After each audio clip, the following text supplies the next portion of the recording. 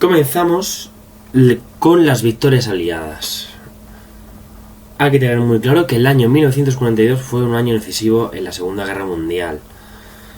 Bien, vamos a empezar por la batalla más importante de la guerra en el Pacífico, que es la batalla de Midway, el 4 de junio de 1942.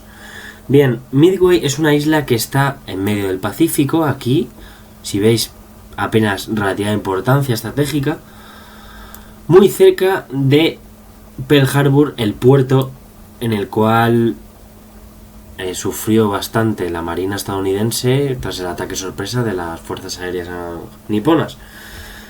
Bien, desde el ataque de Pearl Harbor al ataque de Midway pasan como unos 6 meses, medio año, en la cual Japón no tiene ningún obstáculo para ocupar media Asia, porque como veis en el mapa, no se cortan en ningún momento.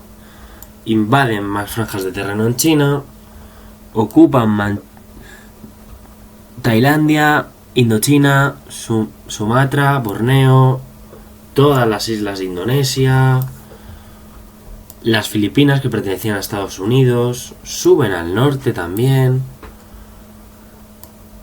hasta Nueva Guinea, que son frenados, no pueden ocupar toda Nueva Guinea, pero si veis están relativamente al lado de Australia, que es una isla, como conocéis, bien grande y de gran importancia estratégica para el control total del Pacífico. Bien, pues en la batalla de Midway los japoneses fueron derrotados por la flota, las fuerzas americanas, suponiendo que con el hundimiento de 4 portaaviones nipones, suponiendo que los japoneses dejaran de llevar la iniciativa en la guerra en el Pacífico a favor de los americanos. Y esto va a cambiar, es decir, que a partir de Midway la iniciativa lo llevan los americanos y va a haber derrota tras derrota japonesa, se van a ir hacia atrás y va a suponer ya el fin de la guerra en el Pacífico. Pero aún hay más batallas importantes. Dicho esto, batalla de Midway importantísima, que la recordéis, que la sepáis y lo que supuso. Otra de las batallas más importantes y decisivas que se produjo en el año 1942 es la batalla del Alamein. Esta batalla fue el último intento del general Rommel de llegar al canal de Suez. Como recordaréis, el frente en el norte de África se está moviendo continuamente, es un frente de idas y venidas. Bien, pero el intento era la idea de llegar al canal de Suez. El canal de Suez, como sabéis, está aquí, relativamente cerca, y ya sabéis de la importancia, era la ruta marítima hacia las Indias. Y lo controlaba Inglaterra. Y Inglaterra, al no querer perder una posición tan estratégica, ya que el hecho de perder el canal de Suez y los avances alemanes en el norte podía pasar que era una idea de Hitler, pero era una idea muy, muy disparatada, la verdad, de que se unieran el frente, las fuerzas alemanas del norte de África con las fuerzas alemanas de Rusia y así ya tener casi todo el Mediterráneo. Pero era, como digo, disparatado. Pues bien, fueron derrotados los alemanes por el general al mando británico, el general Montgomery, que es el personaje este que tenéis en la foto. Y con ellos se esfumaron las posibilidades alemanas de desembarcar, de ocupar el canal de Suez. Pero también acabaron más aún, ya que en Marruecos y en Argelia se produce la operación Antorcha. La operación Antorcha era la ayuda de un ejército anglo-americano del norte de África viniendo por el oeste y vamos a acabar con los Africa Corps.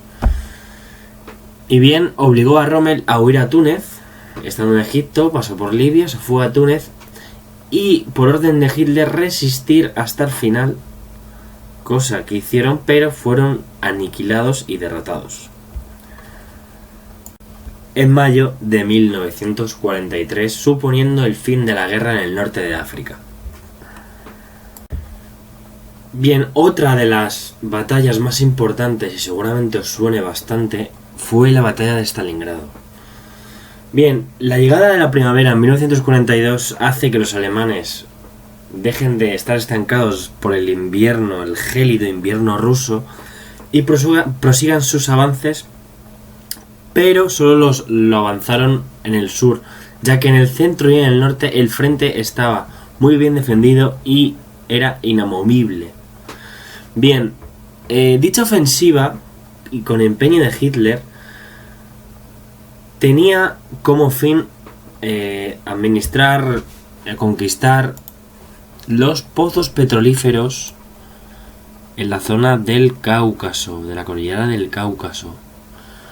Bien, los alemanes bajaban por el sur y, pudiendo ir hacia más el sur, hacia allá, conseguir sin apelar resistencia esos pozos petrolíferos tan importantes para el desarrollo de la guerra, Hitler se empeñó en conquistar esta ciudad, de nombre Stalingrado, es decir, la ciudad de Stalin, su archienemigo. Bien, entonces los alemanes se estancaron en Stalingrado, donde se produjo una batalla de desgaste en la que los alemanes tenían las de perder. Recordar que en lo que se caracteriza los rusos es que son un ejército, el ejército rojo, casi limitado dada la cantidad de efectivos que tienen. Solo tenéis que ver el mapa de lo grande que es Rusia. Bien, los alemanes en Stalingrado, en una batalla que iba de calle a calle, era en la ciudad quedó totalmente devastada. En una batalla de calle a calle fueron rodeados y sufrieron más de 300.000 bajas, bastantes, que por un lado mermaron la capacidad del ejército alemán, la Wehrmacht, lo limitaron, sobre todo en su zona sur, y hizo que la moral del ejército rojo aumentara y se recompusiera de lo que parecía una clara victoria de los alemanes en el frente oriental. Pues bien, gracias a esta batalla, a que los soviéticos lanzaron una gran contraofensiva que rodeó al sexto ejército de la Wehrmacht, uno de los más importantes y más numerosos, gracias a eso, a rodearlos y aniquilarlos totalmente hasta que se rindieran, que lo hicieron, aunque Hitler no quería, el resultado fue que por primera vez en la guerra en el frente oriental los rusos empezaron a comer terreno y llevar hacia el oeste el frente oriental, suponiendo así ya un punto de inflexión que no tendrá retorno en dicho frente. Proseguimos con la batalla de Kursk. En el frente oriental, los alemanes intentaron detener el imparable avance del ejército rojo y atacaron en Kursk. Kursk, como veis en el mapa, está aquí. Está en esta zona. Tras el avance soviético se creó una bolsa que los alemanes intentaron cerrarles. Y se produjo la batalla de tanques más grande que se conoce de la historia bélica. Bien, tras esta batalla, el papel de los alemanes va a cambiar en el frente oriental ya definitivamente y van a pasar a la retirada. Retirada ante la expectación de un Hitler que ve cómo sus tropas no pueden parar ante el denominado rodillo ruso. Como ya sabéis, rodillo ruso tiene que ver con que el ejército rojo es innumerable, hay muchísimos efectivos y los alemanes, ya con tantos recursos gastados durante la guerra en el frente oriental, en el norte de África, ya no pueden dar más de sí y los rusos contraatacan y no van a parar hasta aniquilar todo signo de vida alemana. Por lo tanto, llegan a las fronteras alemanas en verano de 1944 sin apenas resistencia. Y ahí se para el frente oriental. Stalin decide esperar. Y la guerra proseguía en el Pacífico. Y aunque los japoneses hubieran sido derrotados en Midway, estaban a punto de llegar a Australia, poniendo en peligro la isla, y como ya hemos comentado, era vital para controlar el Pacífico el control de Australia. Bien, los americanos lo sabían y lanzaron una ofensiva de submarines en la isla de Guadalcanal. La isla de Guadalcanal, para que la ubiquéis, está aquí. Y como veis, muy cercana a Australia. Bien, dicha batalla, la batalla de Guadalcanal, se caracteriza por estar en medio de la jungla. Es una isla que posee una jungla muy frondosa, muy inexpugnable, y existía el mito de que era el terreno de los japoneses. Los japoneses, a nadie derrotaba a los japoneses en la jungla. Bueno, pues los americanos lograron derrotarles. Y supuso otro punto de inflexión en la guerra del Pacífico, y fueron frenados definitivamente. Entonces la guerra cambió totalmente y los americanos tomaron más iniciativa aún y comenzaron una ofensiva en el sur del Pacífico utilizando la táctica del general MacArthur, denominada los saltos de rana, que consistía en invadir una isla, construir un aeródromo, llevar los aviones allí, y ya tenemos los aviones en la isla, pues vamos a otra isla, la invadimos, construimos otro aeródromo, y era una táctica combinando las fuerzas aéreas con las fuerzas navales en un intento de que sean ofensivas rápidas y efectivas. Pero como veremos más adelante, no va a ser del todo fácil como creían que iba a ser los americanos. No va a ser un asunto fácil y, como veremos más adelante, van a ser frenados. Por otro lado, en el norte de África, los aliados ya echaron definitivamente a los alemanes e italianos y fijaron en crear un frente al sur de Europa. Un frente primero invadiendo Sicilia y luego pasar a la península italiana. Y lo consiguieron. En verano de 1943 dominaban Sicilia, ya los aliados, sin apenas resistencia. Y en este contexto el rey italiano Víctor Manuel III decidió apresar a Mussolini en un acto de colaboración con los aliados. Los italianos ya veían que la guerra no podía nada hacer a la Alemania de Hitler y querían pasarse de bando. Bien, con Mussolini apresado, los alemanes actuaron rápido e invadieron Italia y liberaron al Dutch.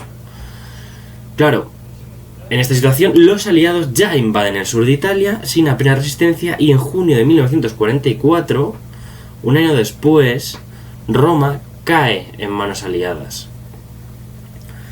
Bien, los alemanes, ante tal avance aliado, logran parar a los aliados en la denominada línea gótica. Se crea un frente fijo y los alemanes crean en el norte de Italia una república títere italiana denominada la República de Salò, al que pondrán al frente a Mussolini.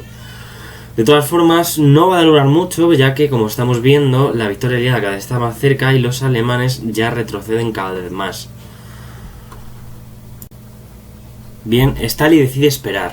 Llega a las fronteras alemanas en 1944, pero decide esperar ante la imposibilidad de los aliados de crear un frente efectivo aún en el frente occidental. Bien, lo que va a hacer Stalin es muy simple. Al esperar, tiene todas para él y decide invadir el sur, limpiar toda existencia de fascistas, de títeres de los alemanes, en lo que será la invasión de los Balcanes, de Rumanía, Hungría, Bulgaria. Liberar esos países, pero no liberarlos de los nazis y dejar que se monten gobiernos democráticos, sino influir para que estos países se conviertan en títeres de la Unión Soviética en lo que será después la Guerra Fría. Finalmente, en Francia, el día D, a la hora H, que fue el 6 de junio de 1944, se produce el desembarco de Normandía, que fue coordinado por el que sería más adelante presidente de los Estados Unidos, Eisenhower. Bien, esta operación fue muy compleja, fue muy difícil, ya que los alemanes la esperaban y los alemanes habían guarnecido desde la costa finlandesa hasta los Pirineos una serie de fortificaciones denominadas el Muro del Atlántico. Y claro, esperaban que se iba a abrir una cabeza de puente, un frente en esa zona. Bien, lo que no sabían los alemanes es por dónde iba a venir. Y se pensaban que era por el sitio más estrecho, por el lugar más estrecho del Canal de la Mancha, cosa que los aliados idearon para crear un ejército fantasma de vehículos hinchables, vehículos hinchables. Cosa que los alemanes picaron el anzuelo, y posteriormente los aliados, el 6 de junio, tras retrasar la operación varias semanas por el tiempo, invadieron la costa de Normandía. Bien, fue un éxito por todos lados, éxito naval, éxito anfibio de los marines alemanes, éxito de los anfibios alemanes, norteamericanos. Eran norteamericanos, británicos, canadienses, aliados. Bien, también fue un éxito de los paracaidistas americanos que en la madrugada de ese día ya estaban en Francia luchando en la retaguardia de lo que era la costa para evitar que el desembarco no fracasara tras tomar las playas. Bien, fue un éxito, se abrió una cabeza de puente en el norte de Francia, pero lo que no esperaban los americanos era que los alemanes estaban tan bien organizados defensivamente que les iba a costar avanzar.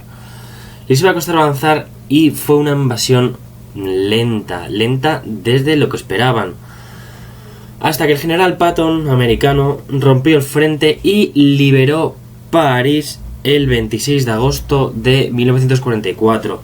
Bien, los aliados pensaban que iban a tardar menos en llegar a París. Tardaron 2 meses. Pero tal y como estaba la guerra, imperaba la rapidez, porque querían acabar ya de una vez por todas con los alemanes.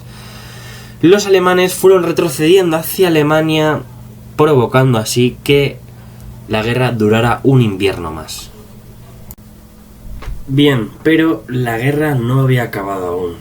Nos encontramos en el año 1945 y los alemanes lanzan una ofensiva con todo lo que le queda hacia los aliados en el frente occidental. Los aliados la sufrieron, tuvieron pérdidas, pero no fue lo suficientemente efectiva, ya que al tener tan pocos recursos los alemanes y material, la ofensiva no cuajó y los aliados entraron finalmente en Alemania cruzando el Rin. Y una vez dentro del Rin ya tienes a Alemania bajo tus pies, ya la tienes sentenciada para acabar con el Tercer Reich. Bien, además cabe mencionar que los aliados durante todo este tiempo, antes de que crearan el frente occidental, lanzaron una serie de bombardeos estratégicos contra ciudades alemanas que no dejan de ser genocidio, porque estamos hablando de bombardeos hacia poblaciones civiles con muchas bajas, muchas pérdidas de población. Y como vemos en la foto, esta es la ciudad de Dresden, que es el bombardeo más famoso, y fijaos cómo está. Bien, como veis, la ofensiva de las Ardenas fue igual que los alemanes entraron en 1939-1940, entraron por las Ardenas, lanzaron esa ofensiva mediante ese bosque, pero los aliados lograron pararles y se metieron en Alemania. Cabe destacar que en enero-mayo de 1945 los rusos ya se adentran en Alemania, están a las puertas de Berlín, con todo el sur de los Balcanes, todos los Balcanes ya bajo zona aliada, zona soviética. Finalmente, Stalin, tras planear sus planes en los Balcanes y ejecutarlos, decide invadir Alemania a la vez que los aliados también entran en Alemania y los soviéticos en Berlín. Llegarán en abril de 1945. Los aliados y los soviéticos finalmente acaban encontrándose en el centro de Alemania, a orillas del río Elba, el 25 de abril de 1945, y lo que promulgaba la propaganda nazi era que cuando se encontrasen, al también los aliados, sobre todo Estados Unidos, tener unas ideas tan en contra de los ideales soviéticos, pensaban que cuando se encuentren van a luchar entre ellos. Esto no fue así, los nazis se equivocaron y no se cumplió el sueño de intentar mantener el Reich y la Alemania nazi. Por lo tanto, Hitler se suicida el 30 de abril de ese mismo año y Alemania termina rindiéndose sin condiciones el 7 de mayo de 1945. Fecha en la que acaba la Segunda Guerra Mundial en Europa. En Europa, porque en Asia no acaba. Comenzaba así una compleja organización de la paz que veremos en el próximo vídeo, que ya se estaba organizando la paz desde unos años atrás. Bien, como ya he dicho, la guerra no acaba aún en el Pacífico. Tardó unos meses más. Como hemos comentado ya, Estados Unidos seguía librando batallas de isla a isla, como dos de las últimas más importantes, como la batalla de Iwo Jima y la de Okinawa, pero ante una resistencia feroz japonesa que causa muchas y muchas bajas americanos, los americanos dicen: no entendemos cómo se pueden defender tan férreamente, cómo pueden aguantar tanto si la guerra ya está acabada. Pero los japoneses, debido a su cultura que viene de los samuráis, lo último que está para ellos es rendirse, ya que eso sería un deshonor, un sacrilegio para su familia y para su emperador. Por lo tanto, no se rinden, les cuesta mucho a los americanos y tienen muchas bajas. Por lo tanto, Harry Truman, que sustituye al difunto Roosevelt, que hablaremos de él en el próximo tema, decide dar luz verde a lanzar las dos primeras bombas atómicas en las ciudades japonesas de Hiroshima y Nagasaki. Por lo tanto, como veis en la foto, tal devastación lanzar esa bomba, mira cómo queda una de las dos ciudades. Tal devastación provoca que Japón se rinda el 2 de septiembre de 1945, finalizando así la Segunda Guerra Mundial. Bien, en el siguiente vídeo vamos a tratar lo que fue el Holocausto más detalladamente y la organización de la paz y las consecuencias de la Segunda Guerra Mundial.